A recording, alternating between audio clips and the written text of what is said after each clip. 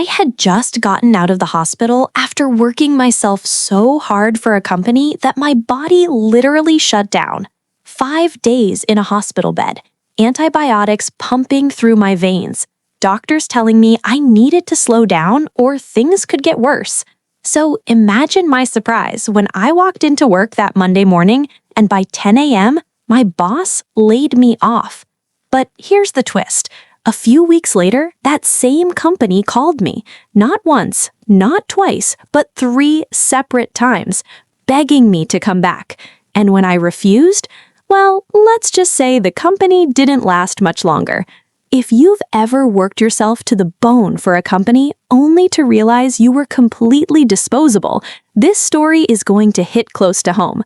So before we dive in, hit that like button, subscribe to the channel, and get ready for one of the most satisfying workplace karma stories you'll hear today. Because sometimes the best revenge isn't yelling, it isn't fighting, it's simply walking away and watching everything fall apart without you.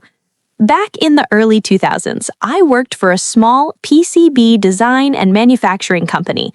Now, if you don't know what that is, it's basically the tiny circuit boards that power electronics, industrial equipment, communications hardware, all kinds of technical stuff. It wasn't glamorous work. It was spreadsheets, engineering change requests, failure reports, weekly technical calls, the kind of work most people would find painfully boring. But to the customers, it was critical. And one customer in particular kept our entire company afloat. I'll call them Big Customer. They were a massive industry leader, and about 80% of our company's output went directly to them. 80%. If they walked away, our company would collapse overnight. My role was basically the bridge between our company and Big Customer. Every week, every month, I handled manufacturing reports, failure rate analysis, corrective actions, engineering updates. It was extremely technical, extremely detailed, and incredibly important, because if those reports weren't perfect, Big Customer could drop us as a supplier, and that would be catastrophic. So I worked a lot, late nights, weekend calls, constant emails. I was the guy making sure Big Customer stayed happy. And the truth was, I took pride in that because I knew how important it was. Then one day, everything changed. Our company got acquired by a startup, and along with that acquisition, they installed a new general manager. Now, every workplace has had that guy, the arrogant outsider who walks in thinking everyone else is incompetent.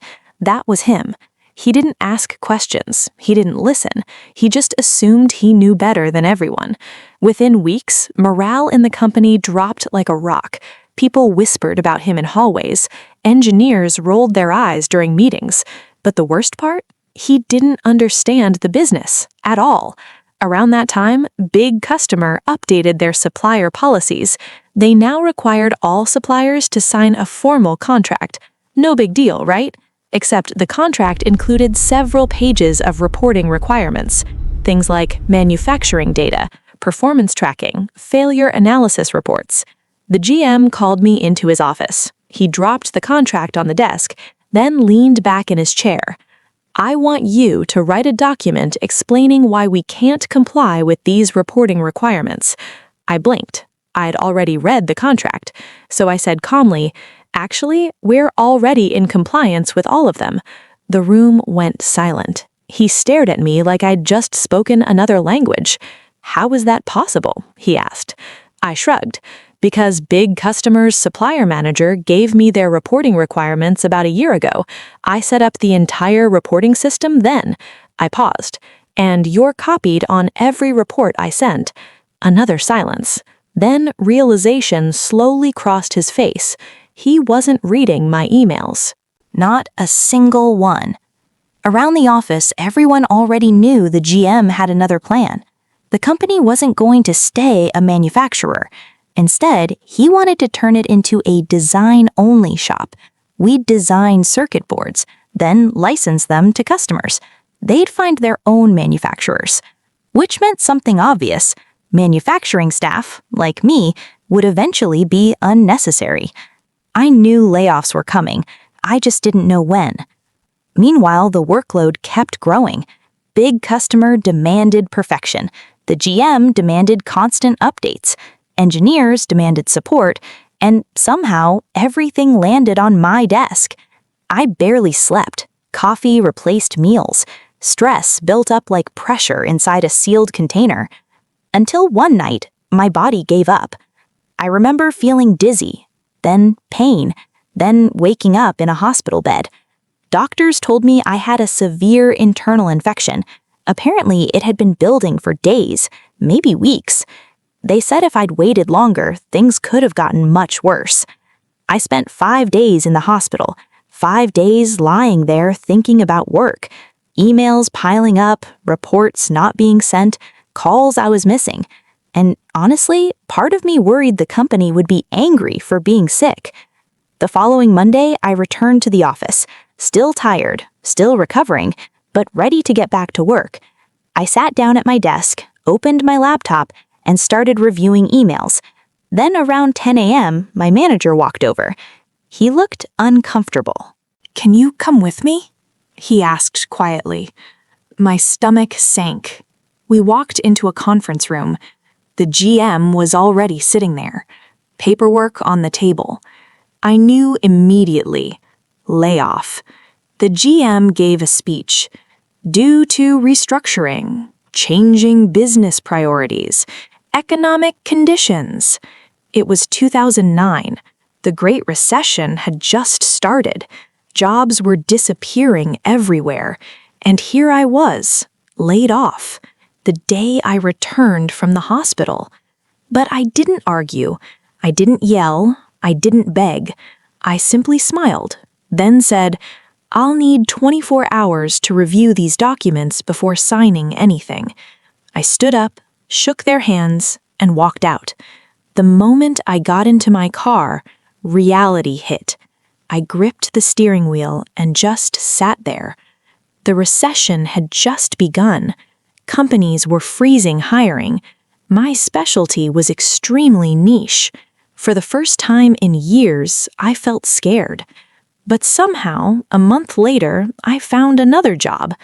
Lower pay, about 25% less actually, but it was stable. And most importantly, it was a fresh start. I was grateful, even if part of me still felt bitter about how things ended. Then one afternoon, my phone rang. It was my old boss, the one who had cried during my layoff meeting. He sounded stressed, exhausted. "Hey, quick question about the reports you used to send to big customer." I could almost picture him rubbing his forehead, lost, completely overwhelmed. So I answered his questions, politely, professionally. But I didn't volunteer extra information, because honestly, I knew he had no idea how complex that system really was. A week later, he called again. This time, his voice was urgent. "They want to rescind your layoff," he said. "They want to hire you back." I leaned back in my chair, thought about it for a moment, then said calmly, "Thanks, but no thanks." Silence. He sounded shocked, but the call ended politely. 3 days later, the GM called me himself. His voice carried that same smug confidence I remembered. "We'd like to offer you your job back." Again, I replied, "Thanks, but no thanks." Then his tone changed. He said something interesting. "You do realize if we report to the state that you refused your old job, you'll lose your unemployment benefits." I smiled, because he didn't know something. I already had another job. So I calmly repeated myself, "Thanks, but no thanks." A few days later, my old boss called again. This time he sounded desperate. "They've authorized me to offer you everything back. My service time, my stock options, my vacation hours, everything." It was tempting. My new job paid significantly less. But I thought about the hospital, about the layoff, about the GM's threat. And I said it one last time. "Thanks, but no thanks." Then he asked me to sign a statement confirming I refused. I paused, then replied, "Thanks, but no thanks," and hung up. About a week later, a former coworker called me. "You hear what happened?" he asked. "What?" "The GM is gone." No explanation, just gone, fired, vanished. Then, about a month later, the entire company was sold. The startup dumped it to a larger, established supplier, and big customer moved their business elsewhere. Most employees were retained, except the executives, including the GM, the man who thought I was replaceable. I never yelled, never argued, never tried to sabotage anything. I simply walked away. And sometimes that's the most powerful revenge of all. Because the truth is, when people finally realized how much work I had been doing behind the scenes, it was already too late. If you enjoyed this story, hit that like button and subscribe for more real Reddit revenge stories just like this. And tell me in the comments, have you ever left a job and later watched everything fall apart without you? Because sometimes the best revenge really is just living well and letting karma handle the rest.